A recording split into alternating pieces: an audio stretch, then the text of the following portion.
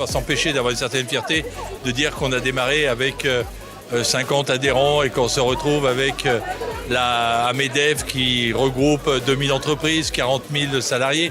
Bien évidemment, mais ça ne s'est pas fait tout seul, ça s'est fait avec une équipe, ça s'est fait avec beaucoup d'administrateurs. Et donc je suis heureux. Je suis heureux pour le MEDEF parce que je pense qu'on a encore énormément de choses à faire, énormément de choses à dire au grand public. Et c'est ça, à mon avis, le plus important. Demain, il faudra trouver d'autres moyens et d'autres stratégies. Et c'est tout l'enjeu que la nouvelle équipe aura à faire pour les années à venir. Une présidence à 3 pour être plus proche de nos entreprises, plus proche de nos besoins, plus proche de nos territoires qui, en Savoie, sont variés entre la montagne, la plaine, les vallées.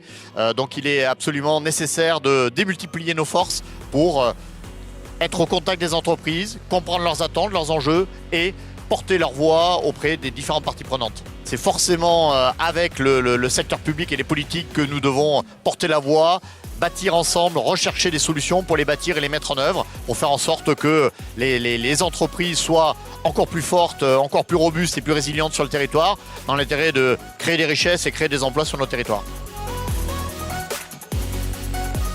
Alors moi j'ai une sensibilité particulière au territoire parce que je suis du département de l'Ain. Mon entreprise a 3 implantations en Savoie, et donc j'ai cette sensibilité territoriale.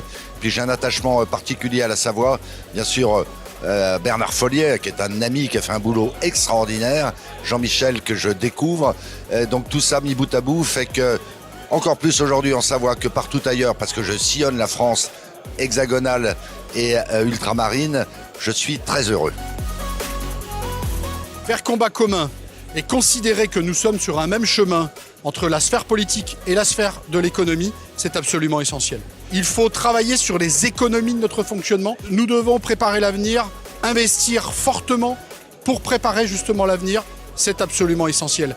Et que nous le disions du côté de la sphère privée, que nous le disions de la sphère publique ou politique, c'est exactement la même chose.